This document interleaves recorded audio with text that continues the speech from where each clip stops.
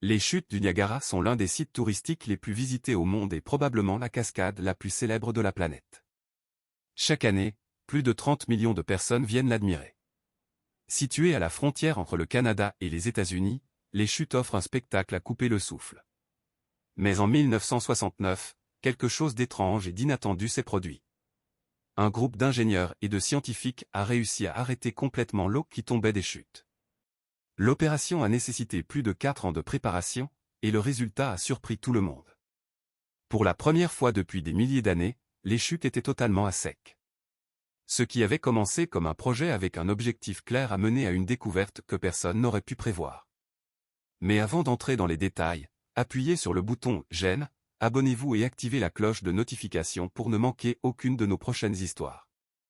Quiconque s'est déjà tenu devant les chutes du Niagara, qu'il soit touriste ou habitant local, peut témoigner de leur puissance et de l'émotion qu'elles dégagent.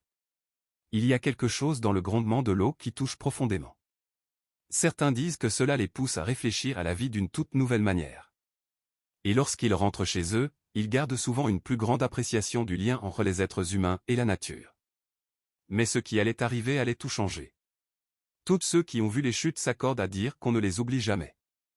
La force de l'eau est difficile à décrire, mais personne n'aurait pu deviner ce qui allait se produire. Une décision allait révéler des choses que personne n'imaginait. Tout a commencé lorsque les autorités ont décidé d'arrêter l'eau. Mais pourquoi avoir envisagé une telle chose? Pourquoi assécher les chutes? Il y avait en réalité plusieurs raisons. La principale était de protéger les chutes elles-mêmes.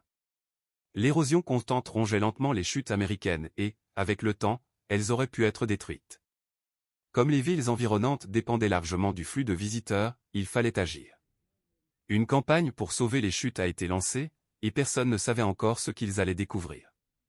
Il a fallu plusieurs années d'études minutieuses pour comprendre comment il serait possible d'assécher les chutes. Personne n'avait jamais tenté une opération pareille, et beaucoup doutaient que cela puisse fonctionner. Mais une fois les plans terminés, la première étape a enfin été lancée. Pourtant, une grande question restait en suspens. Allait-il vraiment réussir? Et cela serait-il suffisant? Le premier défi était évident. Comment pouvait-on arrêter la puissance colossale de l'eau tombant des célèbres chutes du Niagara?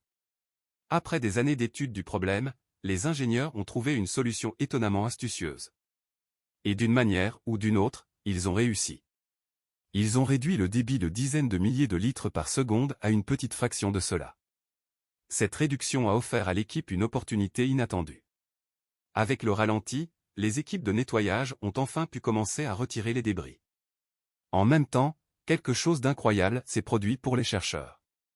Avec les chutes dévoilées comme jamais auparavant, ils ont pu prendre des photos aériennes uniques, des images qu'ils n'auraient peut-être plus jamais l'occasion de capturer. Voir tout avec une telle clarté leur a permis de commencer à planifier l'avenir. Mais le temps pressait. Même si le projet avait pris des années à préparer, l'assèchement réel n'a duré que quelques heures. Après cela, l'eau devait retrouver son cours normal.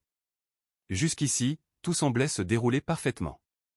Les équipes de nettoyage avaient fait leur part, et les chercheurs avaient obtenu des images précieuses pour leurs prochaines étapes. Mais aucun d'eux ne se doutait que ce n'était que le début. Il n'a pas fallu longtemps avant qu'ils ne réalisent que malgré tous leurs efforts, ce n'était pas suffisant. L'équipe avait fait un excellent travail, mais l'exposition du lit de la rivière leur révéla quelque chose d'inattendu. Ils allaient avoir besoin de plus de temps.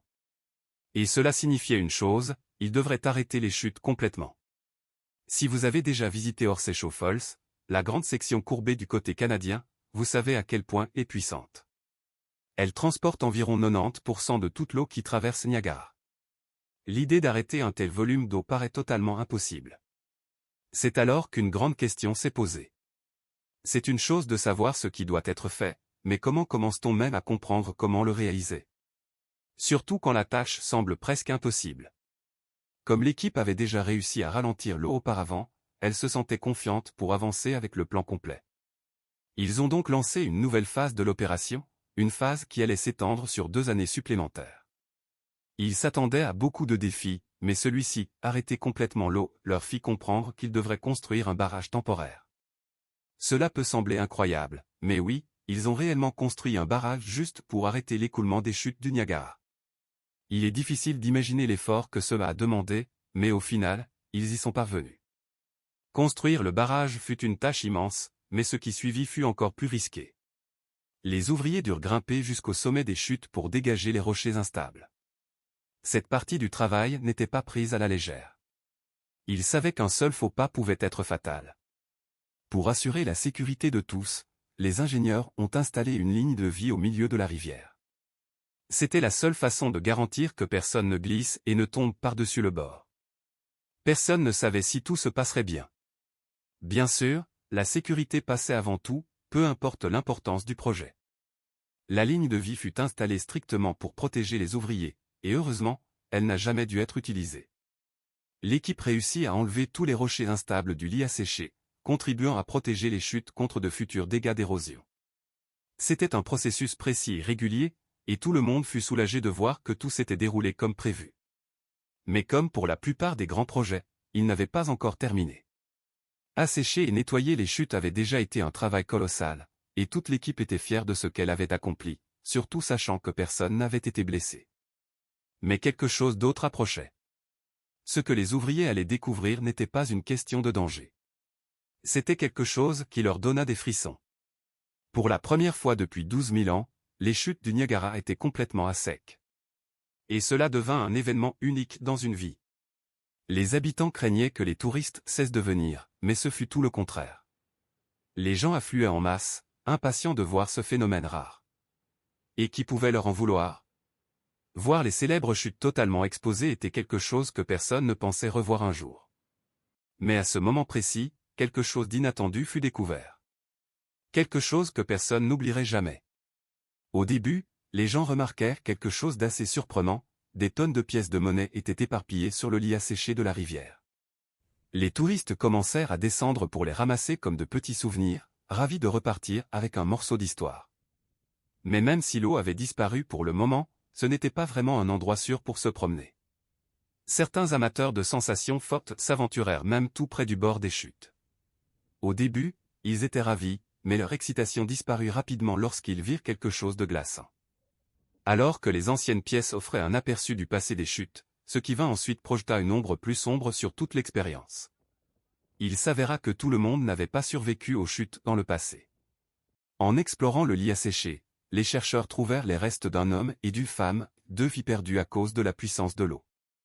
C'était une découverte déchirante, mais l'histoire ne s'arrêtait pas là. Même avec ce sombre rappel, une chose restait claire, les chutes du Niagara ont traversé bien des épreuves depuis leur formation pendant l'âge de glace, il y a plus de 12 000 ans. À travers tout cela, elles sont restées l'une des merveilles naturelles les plus impressionnantes au monde. Habitants comme visiteurs continuaient d'être attirés par leur beauté, et pour de bonnes raisons. C'est un lieu inoubliable qui laisse une marque durable, et c'est quelque chose que nous devrions toujours protéger et respecter pour les générations futures. Si vous avez trouvé cette histoire aussi fascinante que nous, n'oubliez pas de liker, partager et vous abonner pour plus d'histoires vraies comme celle-ci. Merci d'avoir regardé.